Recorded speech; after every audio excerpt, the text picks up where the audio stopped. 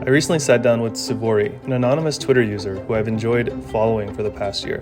Sivori is currently working on a book called Generations. The essential inspiration came to him while he was visiting La Sagrada Familia, a cathedral that has been under construction for almost 150 years. It raised a question for him. What kind of person is willing to commit themselves to a project they'll never see completed? That question led us into a wide-ranging conversation about the tension between individualism and collectivism, the shape of modern identity, and what we've lost and might still recover from the past. We talked about how our modern culture, especially in the West, elevates individual freedom, creativity, and self-expression. But there's a cost to that freedom. It can leave us unmoored, cut off from the deeper sense of belonging and responsibility that once came from community, duty, or faith. At the same time, Sivori is careful not to romanticize the past, as traditions can also bind and suffocate, and societies with strong group identities can devolve into tribal conflict. So how do we navigate this? None of these are new problems. We discussed the importance of learning from the past, a practice which Sivori sees as nearly inexhaustible in its value. We should always be willing to reconsider how we run society today, to seriously study diverse cultures and histories in search of insight. At its heart, this episode explores two big questions: how we navigate the pull between the individual and the collective, and how we might learn again to listen to the voice of the past. I hope you find this conversation as thoughtful and provocative as I did. Thank you. Hey Sivori, what's going on? Glad we could Hey, do this, man. how are you? Yeah, it's good to find. I know it was a little difficult, but good to get going. No, all good, all good. Coordinating on Twitter is, it's its own challenge. I've been sort of completely consumed in this tariff discussion in the last day or so. So I can understand, there's always stuff happening. But how are you? Things good? Yeah, everything's good. Yeah, as you know, just life has a certain rhythm, and I'm just in those rhythms, as I'm sure you are. yeah, absolutely. Trying to figure out how to, dance along with it in an elegant fashion. Yeah. But basically, yes, correct. Um, so man, I'm really glad we could do this. I've been following your account for a while on Twitter. I was a big power user of Twitter back in like 2018 to 2020. Then realized it was consuming too much of my life, so I got off. And then when we started this publication, I was like, I need to be back on because that's where all the ideas, that's where the intellectual discussion is happening. So then I got back on and back to my old ways. But you were somebody I found that just came up on my timeline pretty early on last year when I rejoined, and have just really enjoyed reading your perspective on different issues. I think you bring a kind of a unique perspective, one that resonates with me in many ways, and I'm sure resonates with a lot of people. So that's why I reached out. That hopefully we could dig into some of those things a little more deeply. So thanks for doing this. No, I appreciate that. I was telling my wife actually that what I like about Twitter is normally a social network is organized around existing social relationships. Yeah, And Twitter is really organized around your interests and interest. Not it's not like you have to join a forum for any specific interest. It's whatever the sort of fragmentary interest is at the moment. And so that's what I like about it. You can kind of dip into the intellectual conversation and interact with other people and kind of find your community, even if your community is kind of changing moment by moment. So I really like that aspect of it, which also makes it kind of highly addictive as well, as you yeah, recognized yeah, yourself. yeah, totally, totally. It's pretty fascinating. I mean, I'm gonna have to see if anybody's done a study on this, but the way that topics just sort of bubble up and conversation just gets organized around it so spontaneously on Twitter, I think it's different from any other social media platform, honestly. And it's like if you want to kind of remain at sort of kind of understand what's happening at the cutting edge of different fields, I think some of the conversations Twitter are is where you'll get it first. But the downside of that is it becomes very addictive, very hyper stimulating. Normal life um, seems kind of boring in comparison to the conversations happening there. If you're a certain type of intellectual person, so you got to figure out how to balance that. Otherwise, it's dangerous. Yeah, Yeah, how are you balancing it yourself? struggling. You know, And that's not to mention, the other dangerous side is like the toxicity. There's all kinds of you're exposed to all kinds of opinions, even outside of what you would deem respectable conversation. So that's the other side. But just the hyper stimulating side of it is like, I don't know. You try to set these like windows where you're like, we'll only go on Twitter during these times, but it's very rare that I'm that I'm able to stick to it. So I need Yeah. to figure out different methods. But yeah, it's starting to sound Yeah, like I think AA for you're Twitter or something. Yeah, no, I think you're not alone in that. yeah. It's the stimulation has downsides, obviously. Totally. I was just talking. I don't know if you follow him, Epsilon Theory, Ben Hunt. Are you familiar with them? I'm actually really terrible at remembering who I've engaged with and Yeah. who actually, so like it's almost like a word cloud. Like I'll remember certain people I interact with the most, but I'm sure there's plenty of people that I see in the timeline that I don't actually remember who they are. I probably recognize them if I saw them, but for whatever reason it doesn't register the same way. Yeah, no, he runs a I don't know what to call it. It's more than a blog now. It's like a proper, I guess, media operation called Epsilon Theory. Um, Very thoughtful guy. I've been following his work for a while, but I was just talking to him yesterday. We recorded a podcast also, and we were also talking about this of the hyper stimulating nature of Twitter and how it's like you're not really talking to one person. You're sort of putting yourself out there in front of so many people. And I think that aspect of it is what keeps pulling you back, because it's like, okay, I just put myself out there in front of so many people. I have to see what people are saying about that. Yeah, And that's a good point. and it takes a lot of strength to be able to say, all right, I put myself out there in front of the world, and now I don't care what people say for like, I'll come back to it in 24 hours. That's the kind of strength that needs to be developed. So Yeah, it's like you're engaging with the collective zeitgeist or the collective psyche, and the collective psyche is embodied in specific people at any moment. But what you're really engaging, since it is pseudonymous, you're really engaging kind of with the world at large. You're not really, even if you're really interacting with specific people, you're actually interacting with the kind of the collective. yeah, exactly, exactly. It's like your conversations are on display kind of thing, and that creates a weird. There's no real analog corresponding kind of analog experience that you can have. Maybe if you're speaking really loud at a party with somebody, knowing that everybody else is listening, or maybe that would be, or like a presidential.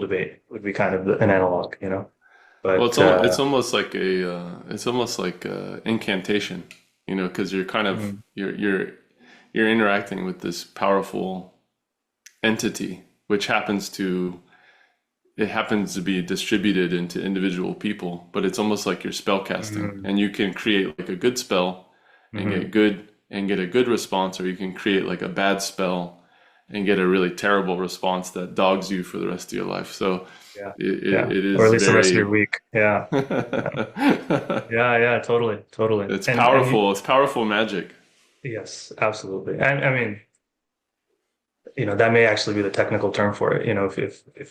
If you if you that may actually be the right word. It's like it does something. It impacts you in a certain way. And anyway, we're all figuring out how to relate with social media better. I think that's something that is going to take some time for us to figure out. That wasn't where I expected to start, but when I was prepping for this discussion, I was kind of going through your Twitter page, kind of trying to pick out what are some of the themes that you tend to revolve around. But then I read that first chapter on your Substack of your book. I guess it's a project you're working on called Generations, I think. I'm Yeah. forgetting the subtitle, but is that a book that you're working on? Yeah, I'm like 4 chapters in. Hope, and Okay. it's not going to be a big book. But Yeah. basically, it was just kind of the recognition that most of the time we think within the confines of our own limited lifespan, right? And so all of our projects have this boundary that is really kind of a failure of our own imagination. If we start to think more intergenerationally, what would the world look like? And I had that realization when I saw that, the Sacred Family Basilica, or that La Sagrada Familia in Barcelona, because I thought, what kind of person begins a project they know they will never see completion, right? Like what does that take? What does that person believe about the world? What does that person believe in terms of their values that allows them to kind of humble themselves to a larger project that they're only a small piece of?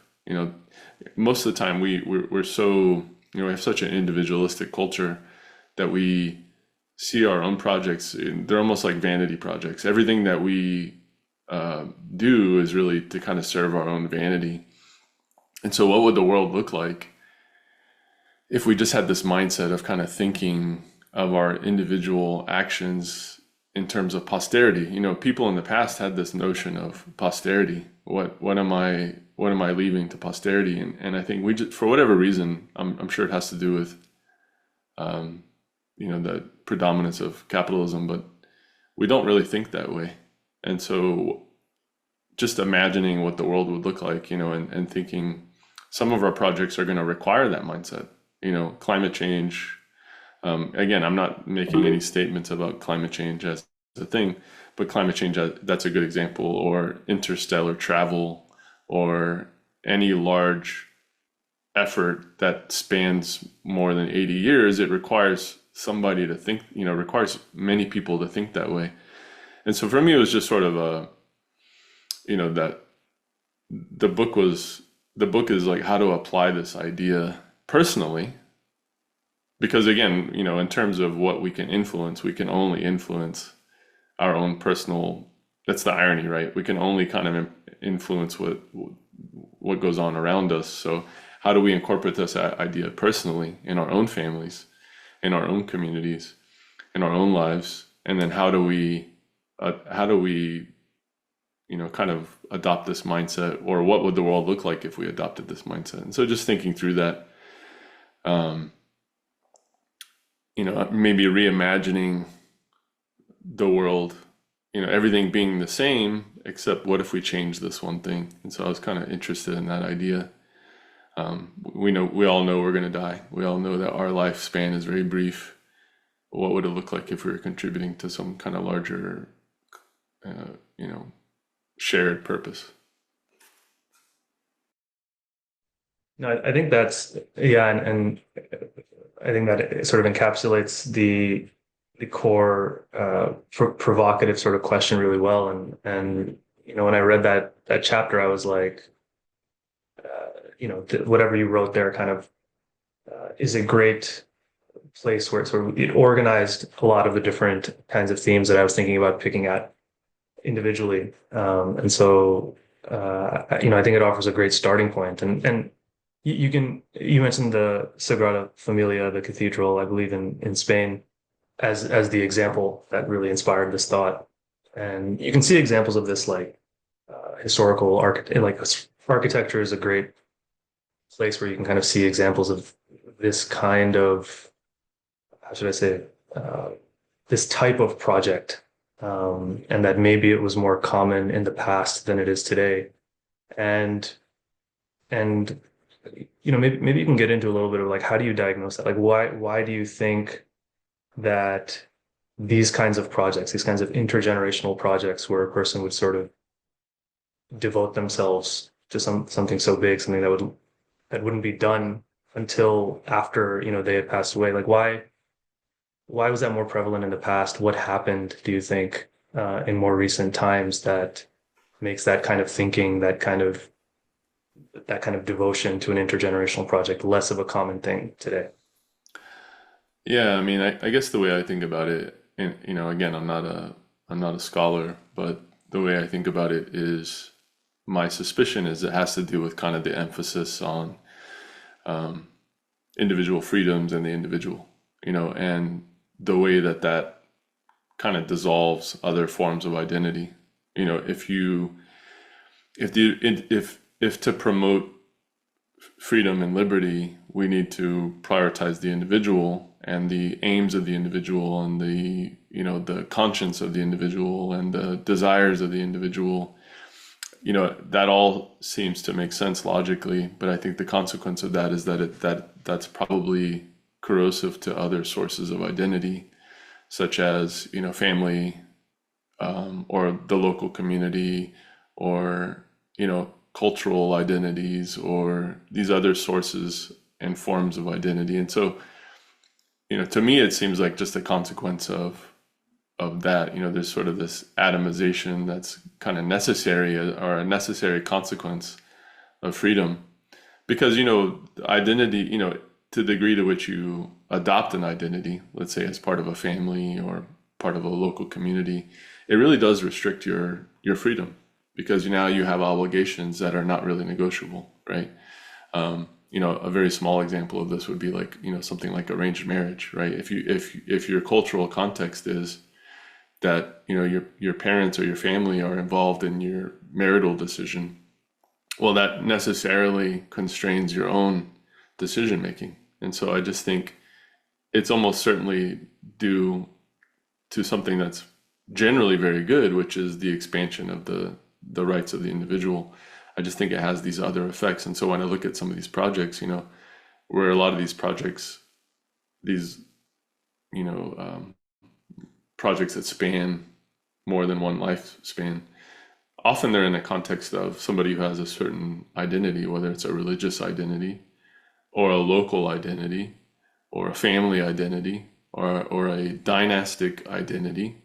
There's always some larger identity that the project kind of serves. And so I think it's really that simple, like in the case of Gaudi, with La Sagrada Familia, obviously his religious identity was very primary. And I would also say, his local identity was very important, I would assume as well, because if you look at a lot of the design inspirations for that building, he was inspired by the local flora and fauna of that place. And so clearly he had a sense of his identity, or he wanted to represent that local identity in the realization of that project. And so I think it's really that, that is sort of the retreat of these other sources of identity as kind of primary anchoring points. If you ask any one person now, about identity as a topic, probably in the United States, something like politics would be up there in the top three. I'm a Democrat, I'm a Republican, or, I'm this, I'm that. These things that are sort of very novel and maybe not as durable or anchored in the real world. Or they might have, all sorts of other forms of identity that just don't have that same expectation that there's a larger project. The Catholic, if you're a Catholic, for example, you see your faith as part of a, multi-millennia tradition, right? Going back all the way to the first, to St. Peter. So, I think it's just that. No, I'm not a scholar of these things either. I don't know exactly how things played out step by step, but that resonates quite a bit. That sounds like it's close to the mark, at least to me. The way you phrase it is very interesting, because there is a tension here, right? Where it's like when you're embedded in this web of relationships, and duties and responsibilities, you're in the web, right? It does constrain your range of motion. Whereas if you were like an individual node, you would have much more 360 degrees of freedom, but then you're not embedded in a web of any kind, and it's like it's a very challenging thing to sort of resolve, because I think if you were to talk to people maybe historically, maybe even now, we're in cultures where these layers of identity are still very prevalent. And you're encouraged to not think of yourself as an individual first, but as part of some collective, whether that's family, clan, or whatever it is. Um, a lot of people do experience that as limiting in certain ways. And, you know, it makes sense why, uh, people when that becomes too limiting, people maybe desire some kind of freedom, and there's a tension there. But now you're given all this freedom, now you're sort of atomized because you don't exist in a web of responsibilities and duties. You're kind of just this sort of free floating entity, and you miss out on something else that was giving you. And it's like, what is a what is a healthy way of balancing these two things? What do you think? How would you envision a healthy balance between individual freedom and being part of a web of relations and duties and responsibilities? Is there a way to balance these things beautifully, or is it always like we're just doomed to an eternal kind of trade-off, which is there's no real comfortable settling point for those two things? Yeah, I think this is why I really value um, the past because, I feel like a lot of these experiments have been done. We've done many of these experiments. I sort of hate the idea that we're doomed to reinvent the wheel culturally. I think there's a lot to learn from prior experiments. And I think, one of the values that I see in sort of reappraising traditional frames is that, I've started to think of traditions as evolved cultural technology. So if we look at, each generation is an iteration, right? Each generation is putting different approaches into practice. And so over time, we've iterated and the human family or the individual life is the medium through which we're iterating.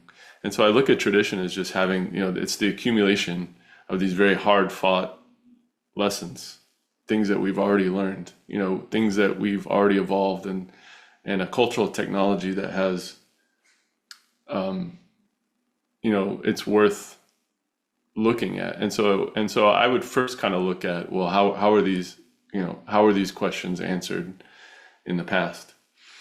And I think there's a few different ways of looking at it. I do think it's important to sort of settle on, what are the maximally effective value sets. Let's take religious belief, for example, and just view it very neutrally. I've done a little bit of research on this, but I'm convinced that there have been several instances of essentially atheistic communities, right? My suspicion is that for whatever reason that they're just less fit and they're less durable. And so my suspicion is that having some form of religious community or religious belief or some way of subordinating the individual to some larger cosmic context, it probably confers instrumental and practical benefit. And so that's an example of something where like just tabling the question of what's real, how do we know what we know, just putting that aside completely and just looking at things very instrumentally, do certain beliefs or values have practical benefit?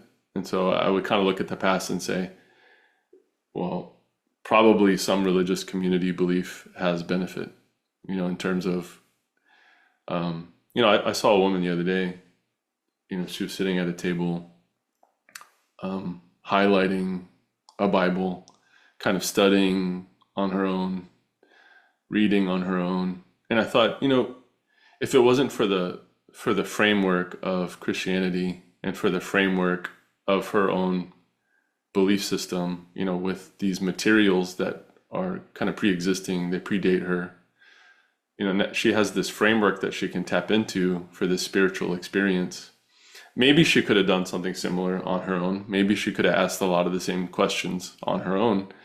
But it's like she has basically like a cultural package that allows her to tap into some of these, spiritual questions. And again, it could be Christianity, it could be any other religious belief system that confers value to the individual life. But I think we have to look at the past and see how, how we have handled these questions in the past. A lot of people much smarter than me have wrestled with these things. I don't need to reinvent the wheel. I'd probably check there first. No, that makes a lot of sense. Just bringing it to religion, the definitely there was an instrumental benefit in terms of answering a lot of questions that when unanswered produce a kind of low grade sort of existential anxiety, giving a certain community where trust can be established relatively efficiently. These kinds of instrumental benefits are obviously there, but then there's sort of two issues with that, which is one, the epistemic issue, which you set aside at the beginning, was like what is actually true, and are these stories actually true? Is one question, which has, in Western civilization, it produced a certain powerful tension with the Enlightenment, and then we know how that story goes. And then there's also a practical issue. There's an instrumental issue too, which is whatever these communities that were formed on whatever basis, whether it's religious or non-religious, there's this tendency to create in-group, out-group kind of dynamics, which tends to lead towards conflict. And I know these are really big questions, but what can we learn from the experiments of the past that could maybe help us navigate those challenges? You can pick both, or you can just pick one of them. As society sort of tries to find this balance. Like I kind of agree with what you're saying, is that the sort of the move towards individualism has created this gap in a lot of people's lives, which you diagnose as the cause of like no intergenerational projects. And I think there are a lot of people who are interested in, like, they sense that and they're like, we're missing something. Being totally removed from any web of responsibilities is not really the good life. And so people are interested in like looking at these historical examples and going back to them even. But then, there's a reason that, so many societies moved away from those things. It's like inverse Chesterton's fence, right? There's the idea of Chesterton's fence, like don't mess with the tradition, because a tradition, like you said, is a kind of technology. Don't mess with it unless you know what it's doing. There's the inverse of that also, which is like, don't just reinstate a tradition unless you know why it was done away with in the first place, So, and I just kind of rambled. That's a lot of riffing, but maybe the question underneath all that riffing is, what lessons can we learn from the experiments of the past, the traditions of the past,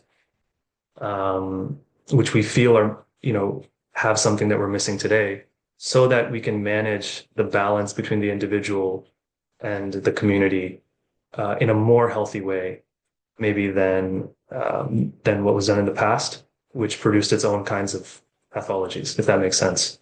Humongous question, but if you have any insight on that, I'd love to hear it. Yeah, well, two things. So I think more study of the past is almost always fruitful. I'll give one example just from what you were talking about. You basically were saying, if we sort of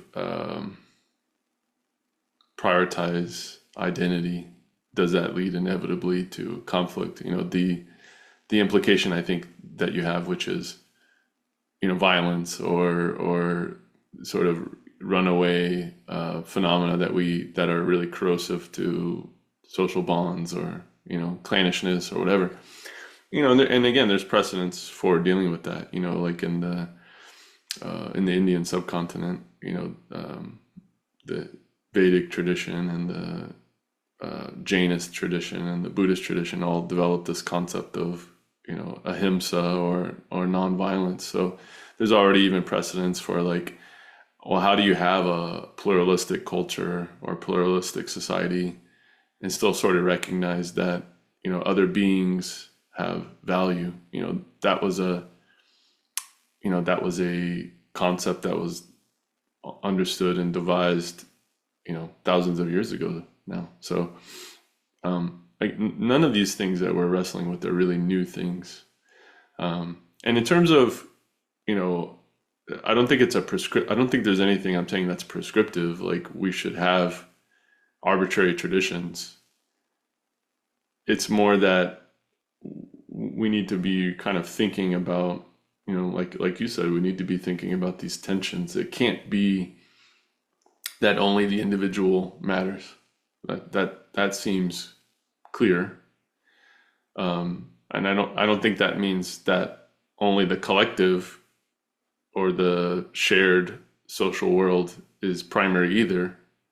I think it's just that we need to be engaging in this discourse. And so for me, the solution is just to have this discourse.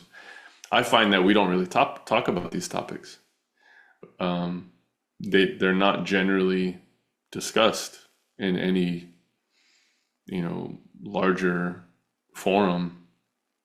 We're kind of taking certain aspects of how we do things as givens, and they're not givens. Um, we don't need to do anything the way that we're doing it. Everything that we do, it should be reconsidered. And so I think if I'm in favor of anything, it's just reevaluation, but making sure that we include the voice of the past. I think what's often lost is that we just deprecate that or depreciate that, and we think, well, what did they know? Well, they knew a lot, right? They were thinking conscious beings just like we are. And if you really think about the billions of people that have come before us and just the weight of all that thinking and all that wrestling with these topics, it's almost like we have to investigate it. Culture is these cultural ideas in many ways are out there, just waiting for someone to look at them and someone to really listen to what they were saying. And I just think, we live in a world that sort of very much prioritizes the here and now, but the here and now is ephemeral, right? Like, so I think it's just we need to be engaging in these conversations. We need to be thinking, how might we do things differently? Is this the way we want things to be? I think a lot of people don't want things to be the way they are. I think people see that there are disadvantages and painful aspects to the ways that we do things. We could have a much more connected human way of living. In many ways, we're very atomized and very disconnected, and the ways we are connected are not necessarily healthy connection. So again, I don't think it recommends any one path. It's more, how do we develop this consciousness? You may have seen, like, sometimes I talk about consciousness. I think this is the only way forward, because we can't really, control things, nor should we want to. I wouldn't want to live in a world where there's compulsory vegetarianism, but I probably would want to live in a world where people decide, like, I think if I think of the consciousness in the evolution of our species, it seems very clear to me that at some point, given enough time, we'll probably not eat meat. As our ethical understanding, as we improve ourselves or as we change. If you think about the human species like 10,000, 50,000 years from now, to me, there's a very high likelihood that we probably won't eat meat. But I wouldn't want to live in a world where we tell people they can't do that. So for me, the solution is really consciousness raising and inviting people into this journey together and working together, on this dialogue. No, I I totally agree with you. There's I think about this often. There's a class of things, types of behavior, where if it's done naturally and through one's own consciousness, it's a beautiful thing, worthy of admiration. And if it's forced, it becomes equally as ugly, you know? And uh, and so, the real solution to sort of overcoming these kinds of natural human problems is unfortunately the hard one, which is, some kind of consciousness raising, which which is perhaps like the intergenerational project of like humanity, if you think about it that way, just to connect it with what you were saying, is like it's not going to happen in our lifetime, but uh, uh, uh, doing what we can in this lifetime to sort of push it forward a little bit so that all these tensions that exist, like this core one between, the freedom of the individual and the responsibility to the collective, that all these tensions that are there can get, resolved at some higher level of understanding. Very woo. I don't even know if that'll uh, how much that'll connect with people, but it definitely resonates with things I've been thinking about. Um,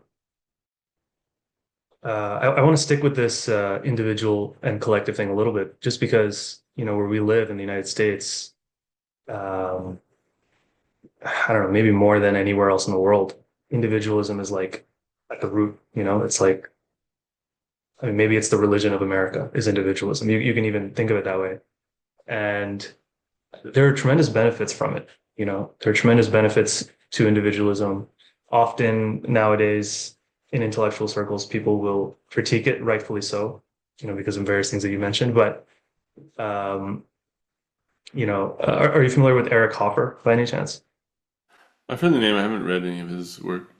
He's written several, wonderful essays. I highly recommend it. But he has this interesting idea that when the individual is like immersed in a collective, um, that sense of belonging actually like limits creativity. That's his claim. That's his claim. I'm not going to say I fully believe it, but his whole point is like when the individual is plucked out of the collective, it produces a kind of neuroticism in them because they no longer have that sense of meaning that comes from just fulfilling one's duties to the web that they're in. That neuroticism inspires a kind of hyper energetic kind of behavior to prove oneself. It's like you were ripped out of your collective, which maybe is the natural state for people. And because of that, your whole life is spent trying to like fill that void. And that actually inspires a ton of a ton of creativity and innovation and things of that nature. It's an interesting thing that a lot of Eric Hoffer's writing is like that, where he's like, beautiful things are pulled out of ugly things come out of beautiful things, like that. That's kind of his vibe. Um, but I think you can see that in a lot in the US, like a lot of our economic dynamism comes from people who are just like devoted to some enterprising project, um, which is going to like prove that, you know, prove their worth or something of that nature. And it produces a lot of economic dynamism. Plus, individualism gives all this freedom, which on the face of it, prima facie seems very valuable and worthwhile. Um, and I think these things have gone deep into the psyche of America, actually, if I were to say, like, Americans really treasure that freedom, that freedom to innovate, to do enterprise, to find one's own pursuit of happiness, not dictated by constraints placed on them by others. This is like deep in the psyche, and it's produced a lot of fruits. It's produced a lot of material benefits. Power comes from it. Um, is moving away from that, is that like limiting us if we try to go back to a more collectivist kind of ethos where we have all these responsibilities, we find our purpose in life just by executing duties, or we are part of a religious community and that has the answers, and so we don't need to search for truth elsewhere? uh, is that kind of limiting? Is that a losing strategy, just uh, game theory wise in the long run? And what do you think on that? Yeah. Yeah, I think for me, I don't see these things as incompatible. I think you can, I think of myself as a person very motivated by my own interests and my own will to try to understand things. I, at the same time, I recognize that in a very real way, there is no isolated individual. You know, um, I live in context. I have roles to play. I'm a father. I'm a husband.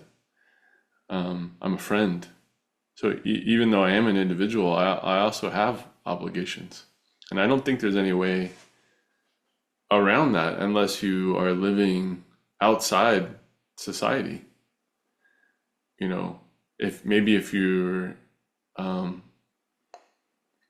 living in a shack in the woods like Ted Kaczynski or something, even then he's engaging with society. So I don't know. I don't think those things are incompatible.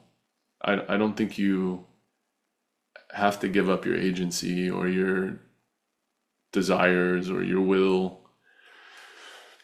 Um, I also wonder the degree to which some of this is intentional, the intentional corrosion of identity, because an identity is a competing form of authority.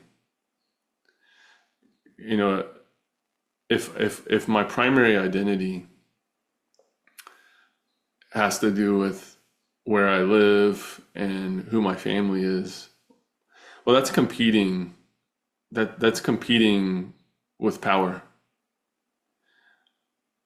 I may make decisions that are in the best interest of my local community or my religious community or my family context, and that may threaten power structures.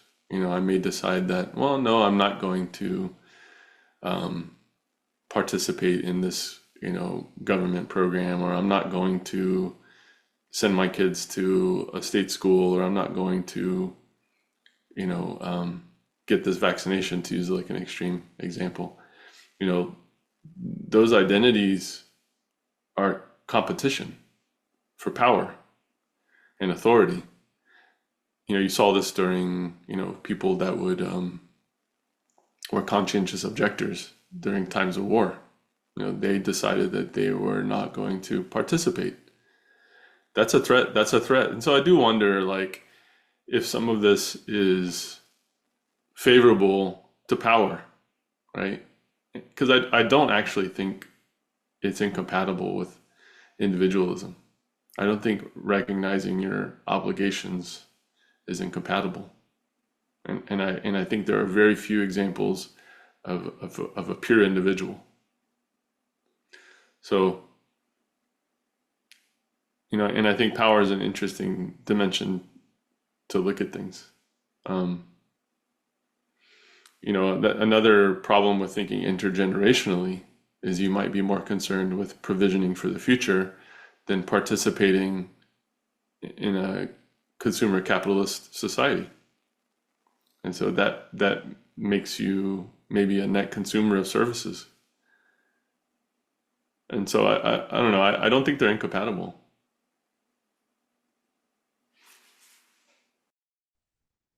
No, those are great points. And I mean, I was playing devil's advocate in many ways, although I do think those are legitimate. I understand that there's that fear that this would, it move towards a more responsibility, duties based kind of framework would somehow impinge on the individual. I think there is some fear of that, but I generally agree with you that actually, if you look at things, uh, you're already in it. We are already connected with one another in some deep way that you can't just remove yourself from that. And so your actions, no matter how individualistic you try to be, your actions are going to be influenced by others and have influence on others. And to just pretend that and just to be blind to that reality is, I mean, it's non-truthful. In order to serve some desire for greater individual freedom, it's like not honest with how things actually are. Um, I'm thinking about like where we can. There's a couple more places I'd like to go with this, and I'd also like to make it concrete. We've been very abstract with like, uh, how do you connect this to like people's day-to-day life in some way? But I want to be mindful of your time. Do you have a hard stop? Like how much longer do you want to keep going? Yeah, let's do 15 more minutes. It's fine. Okay. When these other identities become more salient for you, I mean, I'm just going to go back to the point I brought before. It's like we spent some time covering what is the individualism's challenge to this idea of um, putting more weight on these other identities that you have, and you sort of responded to that. But there's also the thing I brought up before, which is um, when people sort of have these strong group identities, and that's where they derive their meaning from. That's what's meaningful to them. That's how they conceptualize themselves. It can also lead to conflict with people of different identities, right? And that's something. I mean, forget history even now. That's the condition of the world in many ways. And you brought up, I'm very familiar myself with like ahimsa and these various concepts. I mean, from what I've studied, like the Vedic literature, Indic literature is like full of these ideas to actually try to like serve as antidotes to that problem. Ahimsa you mentioned is one. There's various others, and I suspect you can find these in various different civilizations and cultures. But um, having an idea is one thing. That's nice. Okay, you read it in a book, but these are like powerful instinctual drives that we have. Once we identify with the group, with a clan, with a certain collective, and that's who we are. It's a very powerful instinctive force that tells us this is who I am. They are other. We can't mix. Like that's deep. Just reading some words is not going to evolve you out of that. What would a person like? How? Like, I don't know if you've studied the history of this. Like, how does a society implement these ideas and ground them and like imbibe them in people so that people actually live their life according to these things? Because you have to kind of go against your instinct in many ways to live your life according to these kinds of ideas that say, being together with diversity is possible and doable and worthwhile. You know what I mean? Despite whatever suspicion or whatever instinctive thing it may create in you, it's actually possible and worthwhile to try to live together while sustaining diversity as respectably and honestly as possible. Does that make sense? How do you realize that? What kind of traditions help to realize that kind of world? Yeah, I mean, I think the ancient world probably dealt with this pretty well. You know, um, if I look back to antiquity, there was this sort of way in which the civilization incorporated other cultures, other religious traditions. A lot of the Greco-Roman pantheon were adopted, a lot of those individual deities were adopted from local deity, from local communities. You see this in the Vedic religions too. They incorporated, um, local deities or deities from other communities, and they just added that to their culture, like open source libraries. And so, I think the enemy here is really any sort of exclusionary um, worldview. This is why I'm sort of skeptical now of very strong monotheistic traditions, because I think they conceal an authoritarian quality. Especially if you think about some of the religions of the book, the written word, the unchanging written word has an authority that is not assailable. And so if you marry that with a sort of intense need for there to be one true God or one true ideology, I think that presents obvious challenges when you want to incorporate that in a more pluralistic context. And so I think that's really the big challenge. How do we take belief systems that originated in a small tribal context and incorporate those into a larger pluralistic context. And again, I think, you know, prior to the religions of the book, this was handled in a certain way. You know, again, the some modern cultures handle this very well. The United States handles it by sort of emphasizing the secular, and other, you know, I mean, again, I'm not from India, but it seems like there's this long-standing kind of tradition because of the, you know, polytheistic or pluralistic or multi-faith history of the subcontinent. There's sort of this natural, you know, tolerance that's possible. And I, you know, and I think prior to the idea of like defined nation states, this was sort of worked out. Again, I don't know, you know, I don't know enough about history to make a claim about whether this was worked out always without incident. But if you're sort of, you know, if everything's sort of fragmented and diffuse, it seems probably, you know, easier for this to kind of work itself out. But I think the big threat is just any sort of identity or emphasis that there's only one way to do things. And again, that could be, you know, kind of a political totalitarianism. It could be a ideological totalitarianism. It could be a religious totalitarianism. But something where, you know, some structure does not admit competitors. I think that's really the thing that we have to solve. That makes a lot of sense. And so it seems if I were to distill this to some mechanism or some practical mechanism, it's like, you know, connecting some points that you mentioned. One is that this idea that, you know, completely atheistic groups have existed forever, but they've struggled to grow and take hold for whatever reason.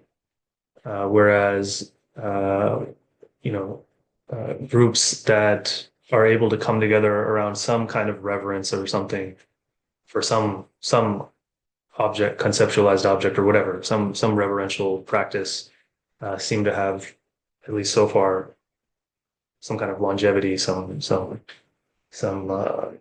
durability.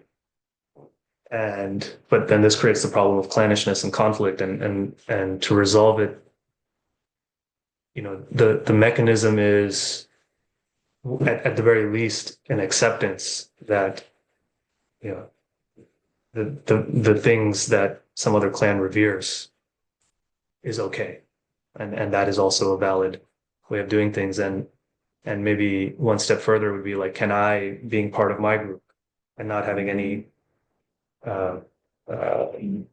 dissonance about that, can I even celebrate Yeah. the reverential objects of other groups? And maybe that is what that's a mechanism by which, you know, if you bring that into practice, it could sort of pull this off, which is very hard to do. You know, it cuts against instinct in many ways. You know, that's why I think that's why I like this idea. I've had this idea. I know it's probably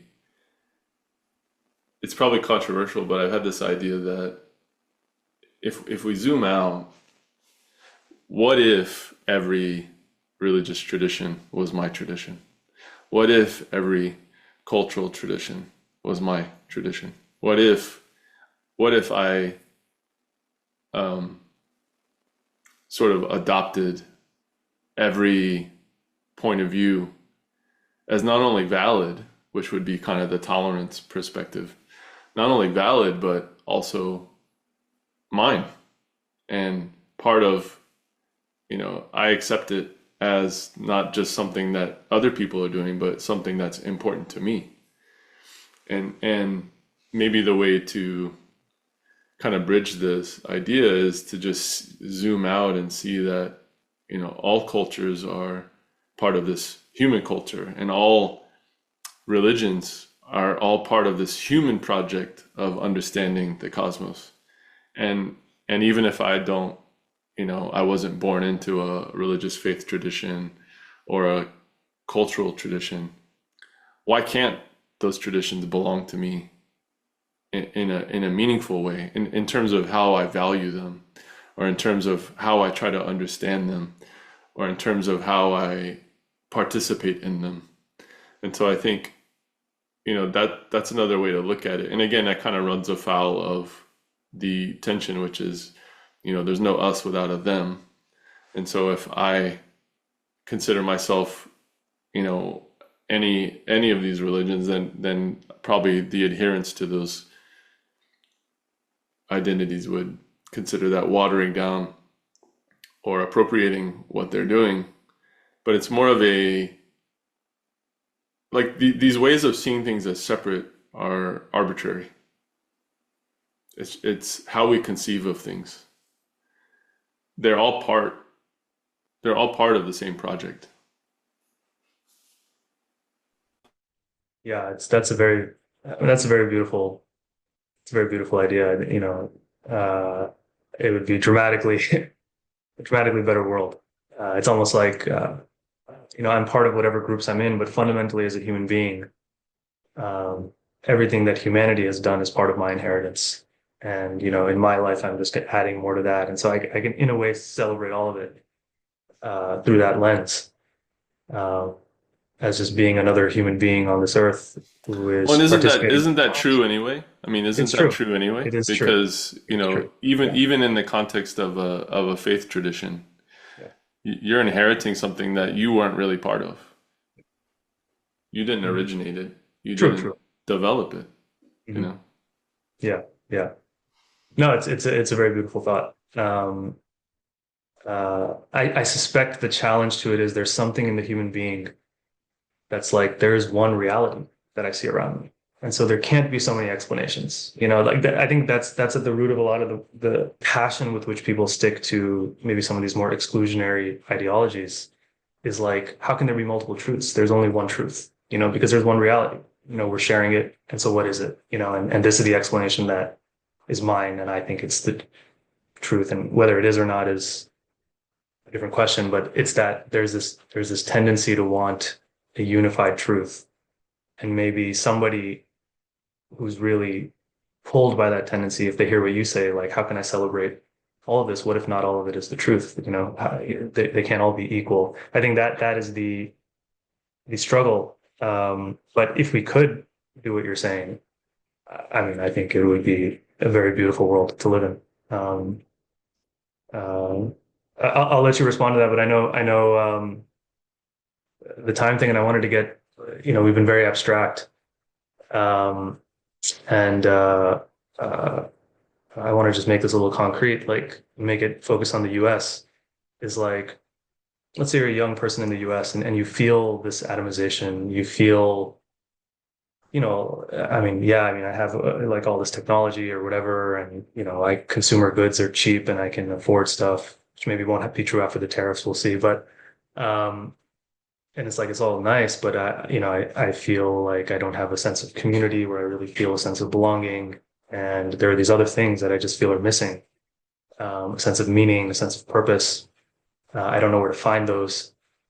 Um, how would you suggest what would you suggest they do? Like, give the people some advice, or you thought about this. I think your ideas are very profound. Like, what would you suggest a person do in the modern world, a young person today, to find their path?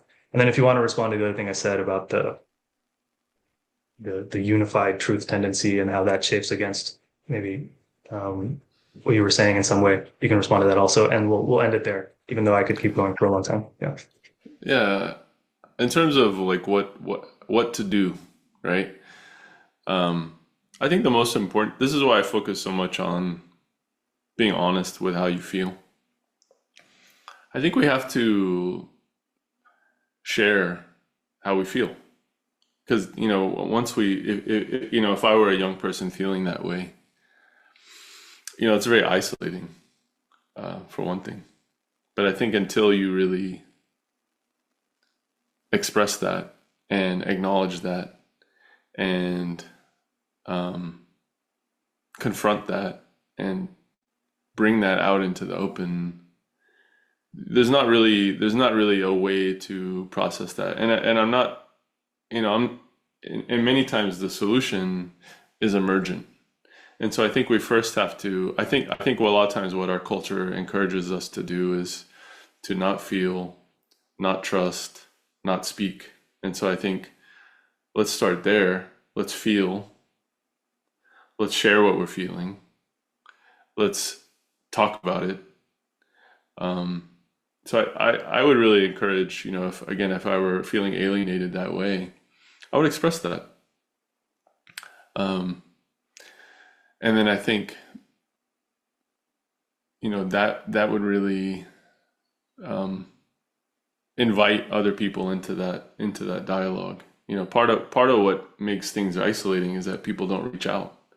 They're afraid to express themselves. They're afraid to be vulnerable. We live in a world where there's a lot of social performance because of social media. That's one of the reasons I don't like posting photos.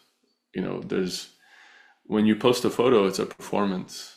When you post a video, it's a performance, and it creates a isolating self-consciousness, because then it's actually an obstacle to intimacy. It's very, very difficult to be intimate with a crowd, right? And so sometimes by obscuring, focusing on the sharing rather than on who's doing the sharing or the physical person that's doing the sharing, you can kind of connect a little bit deeper, because you're not on display. You're not, trying to be intimate with a crowd of people.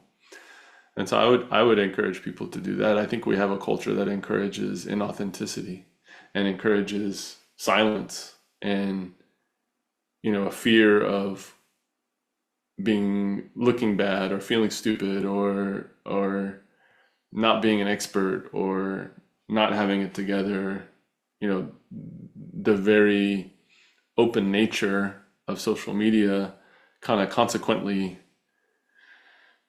makes things very high stakes. I can be vulnerable in a conversation that's never going to be recorded with another person. I can be vulnerable in a completely different way. And so I think we have to really break down that isolation, which is, it's not obvious because we might be posting to social media or we might be a very public person, but it is also, it may be isolating in a deeper way. So I think it's important. I think it's important for people to be authentic. I think it's important for people to reflect. I also think we have a culture that doesn't promote reflection. Many things look a little different when you reflect on them. And if you only reflect a little bit, it's like you didn't get that many cycles in. So if you have a problem and you reflect a very short time, you may not have done enough cycles to really process that. And so I think if we promote authenticity, reflection, sharing, I think those are all good places to start. And I think if you don't know what you feel, you're not really going to know what you want. And so I think it's important to really spend time with your own feelings, be honest with yourself, get in touch, you know. So again, if I were feeling alienated, I would kind of start there and just recognize that a lot of the things that we have today kind of promote the opposite of that.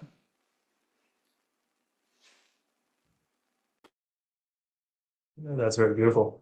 Um, and I think you're right. I mean, maybe if somebody's listening to this and they feel like they're in that place that I described, this could be a nudge. But ultimately, no matter what, if that's not already your pattern and you don't live in a culture that encourages those things, it will require some boldness, some courage to actually practice it. There's no way of getting around that. Um, you can ingest all the ideas you want, but until that moment of courage, uh, there's no way of getting around that. Um, I don't know if you wanted to respond to the other thing, or if not, that's totally fine. But that we can leave it at that. This was a lot of fun, and uh, we should do it again sometime. Yeah, really enjoyed talking with you. I appreciate your time. Yeah, thank you, man. Thanks.